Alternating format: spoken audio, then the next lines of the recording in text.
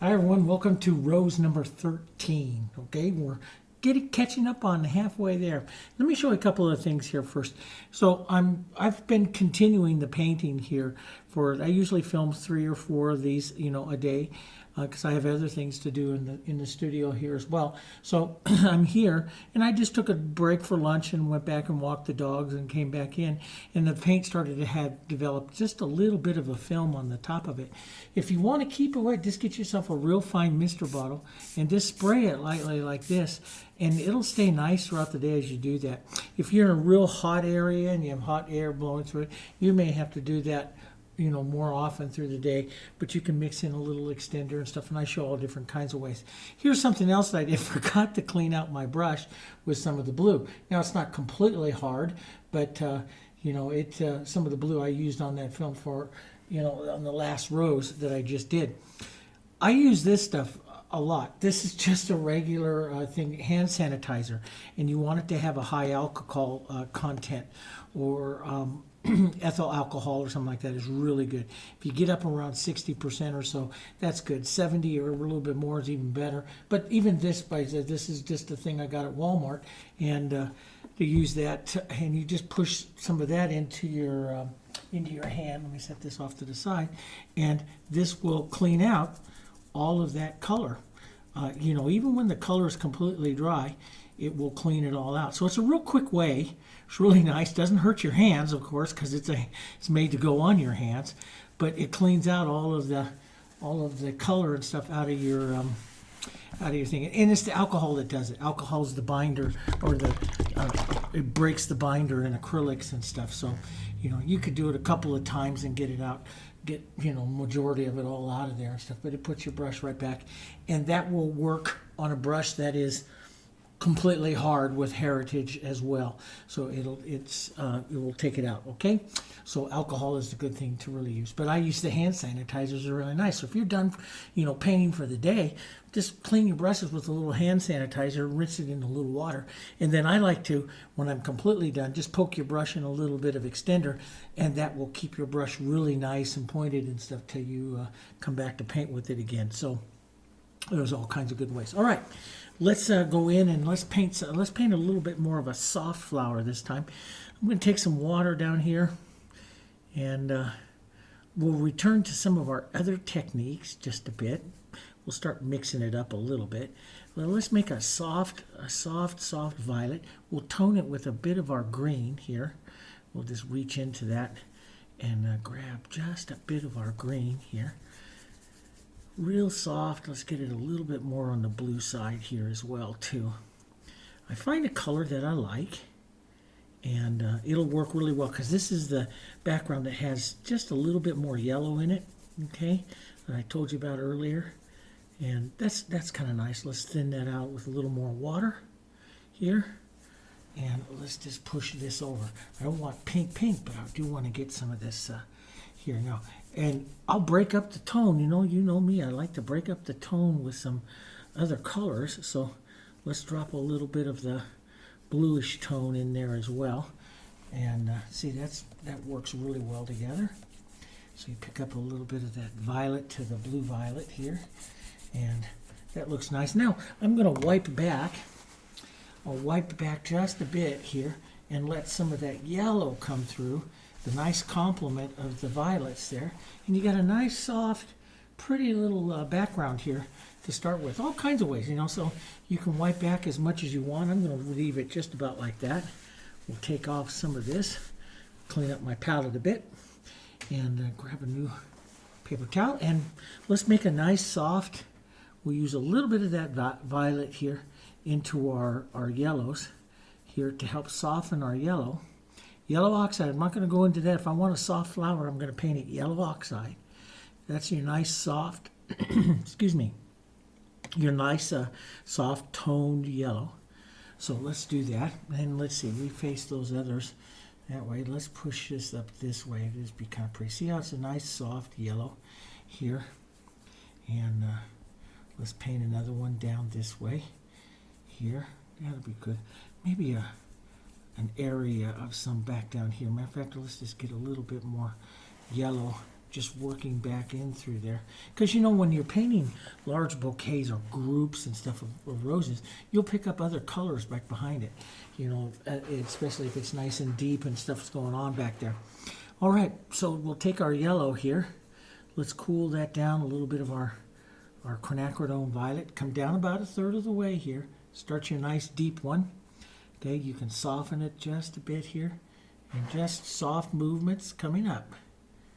Okay, I'm not going to throw anything wild and crazy on you like I did the last video, which really challenged you a bit. Hopefully, change you up. So we'll push that around. You remember, you can cut across here like this and even start some of that front bowl shape with your rose. That's what really starts making it into a rose, right? Let's get that a little darker. Just a little bit here into the center, just a bit. Push that around. And a little bit of that darkness right into our bowl here. That's kind of nice. Now this blue is really pretty. And let's make a soft, and you wouldn't think of doing this, but a little bit of the blue in there just makes a nice, really kind of a cool side of that. See, it just adds an extra little bit of color in there. I kind of like that. Let's turn this one more into a bud, which means our strokes go more oval shape. That's the shape of the bud. We'll push that around into the oval shape. Bit of the bowl there, down to the cool side. Let's take just a bit of that blue in there too. It's just pretty color. Now, we're going to make this a yellow to a soft. You could put all kinds of colors in there, though. You could put oranges in there and do all kinds of stuff. Now, the other way is, remember what I said before, right now is the decision point that you have. If you want to make the petals look a little bit sheer or a little bit transparent, which is very popular in everything I do. So if I'm going to do that, I might consider doing that now. Let's take a little bit of our violet and some green and burnt sienna. I'm going to put a little extender in this too, just to make it transparent and slippery. And we'll push that color right around in and out of the rose here, just like that. And that's going to allow some of the green leaves that I'll push into here later to show up inside the rose. So I do that all around, and that's what helps give you your transparency or the translucency to the petals, is it starts to pick up some of that coloring. Let's put just a little bit of that soft up here, a little bit of that happening up there. Okay, now you can build more opacity or get rid of that green out of your brush because it'll overpower your yellow. So let's get rid of that and go back into our yellow. Push just a bit of that yellow in there. Now, let's come out here, add more white. We'll start to make our light strokes here. And this is where I'm going to paint with a lot of paint this time. I'm going to use a lot of paint striking this, and that's going to give more interest to the rose. So now you have your choice. You can push that with your finger, or you can pull it down slightly. Pushing it with your finger, you know, might be kind of hard because there's a lot of paint. So sometimes it's easier to take what we call a half-tone stroke or something a little bit darker right here, not as much paint, and take that right next to it. That applies a little bit of that color, and then push them and they swirl together better. They move together better and softer. Do you see that? So that's adding what we call a half-tone in there, one tone darker. Here, let's add a little bit of edge to this. Let's put just a little bit of that movement back out here. Put a bit of that. I like the extender in my brush, like I say, not for blending, but for just the movement, the slipperiness of the color. Let's come out here to the outside, and we'll pull in and push like this, and see, that's what gives you this transparency. I want to leave that little bit of an edge there, but that's what makes that petal have its transparency. So I'll pick up some of that green coming through. So I push that right in there like that, and I'm pressing pretty hard, so I'm lifting off some of that yellow, so some of that green comes back up through, and it gives that transparency. So push pretty hard. I don't know why I just touched into green. I didn't mean to do that. So we'll get back to some yellows. Let's get this back even a little bit more yellow, maybe even a little violet in there. Change the tone. That's when your roses become pretty. When they don't just have that one tone, they change tones. Let them change. As we come around here to the front, though, we can cool that color. Might as well use some of that. Here I'm pulling out, so I pull in and I pull out. I vary it here, just like that. Okay, nice soft one, but I'm going to build it up quite a bit more. So, but let's keep it soft for right now. Let's come back in. So if I want to make a soft yellow rose on this, I paint with the yellow oxide. Don't hit that Hansa, it's a nice bright. So here's the two. I'll break the edge of this one just a bit like that. Okay, push in and out to establish that edge. That's pretty. And here's another one. I'll pull in this way and stop at that bowl. No matter where you are, no matter how long it is, stop at that bowl. Don't pull it into the bowl. You'll take your rose out of shape. Okay. Sometimes we think, oh, you know, that petal isn't long enough. Well, it's better to stop at that bowl. Don't lose the bowl. Let's lighten that up just a bit more. Let's come out into the front here. One like that. Now, see, that'd be pretty harsh there, so you can soften that with a halftone. Help it out. Take a little yellow, a little bit of your cool right here, drop that right there, and then work that into it, and see, you get a better transition of that color rather than, you might get a little cloudy looking or something if you didn't have that. Let's just put a stroke or two of that coming out just to help that. You can shadow that just a bit. That's kind of pretty. It's a little flat like there, so I might just pull out a little bit more. Give that step to the rose there. But see that little green's coming through, a little translucency. If I carried it heavier, I would get a little bit more translucency, and that's up to you. And practice that, you know, practice getting translucency and stuff to your flowers. There's all kinds of techniques I use to do that. That's just one of them. Let's put a little cool into that so it sees that cool color coming up there. Now, I think I'm going to do something with you. So that's how we typically set up the rose. But this time I'm going to take my dark, put that dark, and I'm going to reset this coming back down, and I'm going to shape the rose a little different. This is where we open the rose up. So it's kind of like lean this dark down like this. Keep that, start the rose like normal, and then lean it down like this.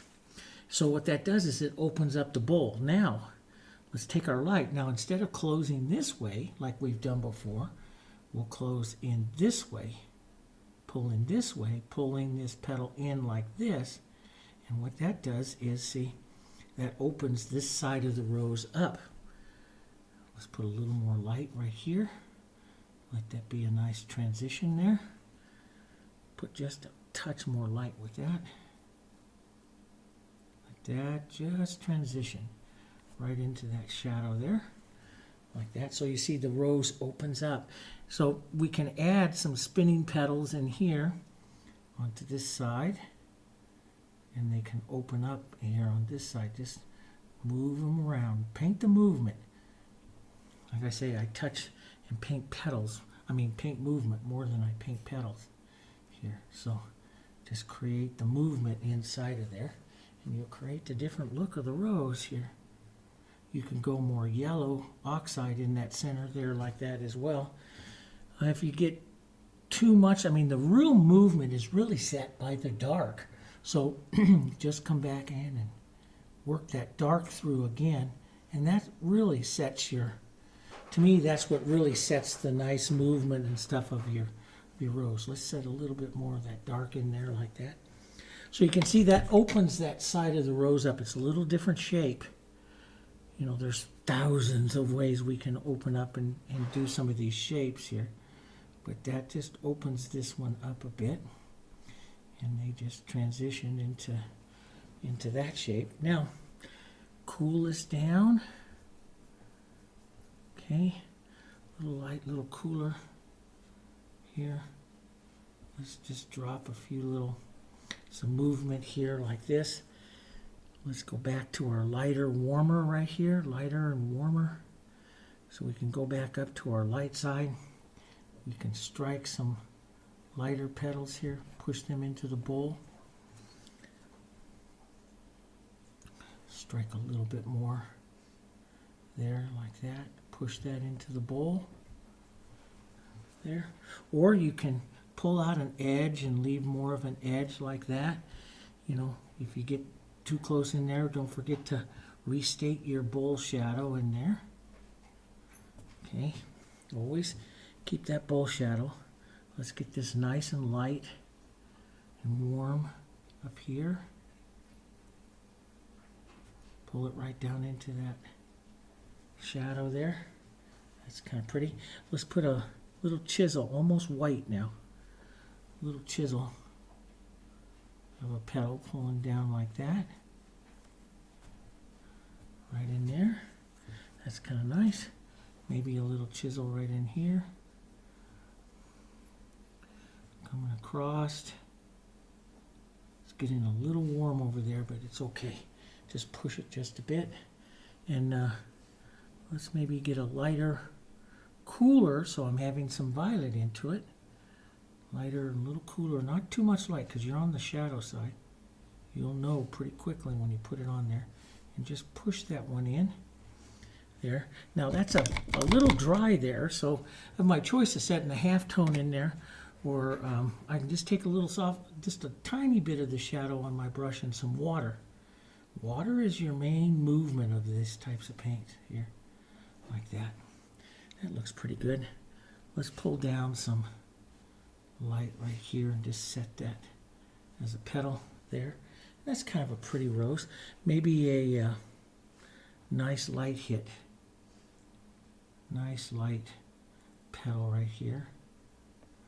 And don't, you know, sometimes when I feel like I'm going too much sideways, I'll rinse that color out of my brush and put just a bit of that shadow in, and then you just lift off. I've showed this on a couple of roses. Just lift off like that, and you'll bring that shadow back up. That's kind of pretty. I think we take that petal edge technique, that little corner. Let's just close this off a bit. Just hit it there and push. You got another petal. That's kind of pretty. Nice little different part of a rose there. Let's get going here with this stem here. One coming out like that. Okay, so we'll get some of that nice movement. We'll paint a 2-second blossom here. The blossoms don't carry as much. Just paint the oval. Paint the oval here. Push it into the oval like that. Okay. We can cool off just a bit here onto this side and just push some color. You don't need too much. You have your rose done. The blossom is just filling up the area in supportive color. That's all it's doing. So don't get wild and crazy with painting the blossom. Circle around, small movements. Now you can do the Dutch technique of pointing a petal right back at your main queen there, your center of interest. So point one back up here like this, and that takes the viewer's eye back up there in the composition. Stop at the bowl, just push it as part of the bowl there, and that really is, you know, the blossom doesn't take very much. Let's just push a little more light there, just like that. Maybe just a bit more. Don't lose that bowl shadow there. We'll just leave that. I think that's pretty good there. So this one's lighter, has a little more petals, a little more movement, and that one's kind of pretty there too. This could be just a touch lighter warm right here. So you see that rose opening up there. Always go back, always constantly go back and revisit your center of interest rose so that you always get it correct. Okay, we'll just do some simple leaves out here. Just add a little extender to this. Tone it with maybe some of your cooler color here. Push this in. 1, 2, 3, like we've done before. Let it sit a second, pull it back out. Boy, that extender, see, it makes it more slippery and doesn't always pull off the leaf as nice as water because it slides to the surface. There. So that's kind of nice there. Let's get a few more leaves here, maybe a little more color. Remember, vary the colors a little bit. Let's even add a bit of that. Let's not go to that Hansa. Be too bright. Let's go a little yellow, a little green, and some white. Change the color. Could be a little bit darker. Change the color though. That's the big thing. Put on a couple of leaves here, different angle here, just so that they change. Right? We're going to, take the contrast strokes here in a minute, but just concentrate on going around and changing your colors a bit, letting them change. Here, do a little brush dance, some of those nice petite movements here. Get the color a little more tone, change it up a bit, pick up some of that burnt sienna there, pull that down. Let's grab some of our green, bit of our red violet, that nice cool color. Let's come in here and negative paint some contrast. Pull that in there. You can use that as the shadow here on like a big leaf. Or put a couple of leaves together there. Like that. Put a little touch of shadow. You can use a light vein line or a dark vein line in one of those. I'm going to put a touch more of my green right here to really draw that contrast over there. A few little lines out, little marks. You can use that up here too to shape your rose a bit if you want. There we go. I like that, pushing it and causing it to grip and slide. That shears off like that. I like those looks. That's kind of nice. Just the leaves here, not too much shape to them. But you can make a couple of those smaller, younger leaves here, a little bit more burnt sienna right down here that you find on a lot of botanical paintings and stuff, because they always paint the rose in its 3 stages and the some of the leaves and stuff in their young stage, and there like that. That's kind of pretty. And a bit of that color in here. It's a little different. Now let's go back and just set up some yellow, a little white, and just set some of these petals back up on top of some of that movement there. You can push them to make a lost edge. See, I can push it like that and make a lost, very much receding edge there. That's up to you. There's all different kinds of looks. You're the artist. You control the look. I'm going to build this up a bit more here. Right here like that.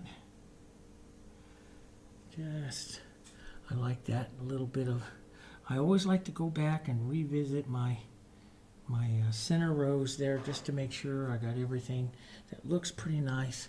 Work the colors back and forth a little bit more. That's where you really get interest in your flowers.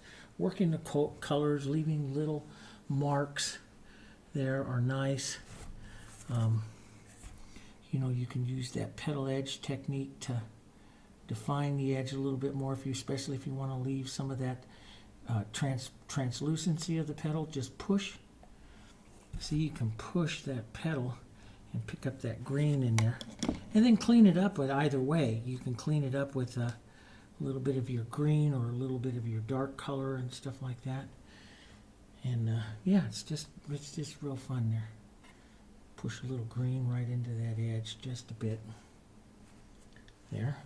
So you can leave it really lost like that, or go back, take just a touch of your cool and your green and bring it back out just a bit more here. All kinds of looks, and practice them because they're all different, okay?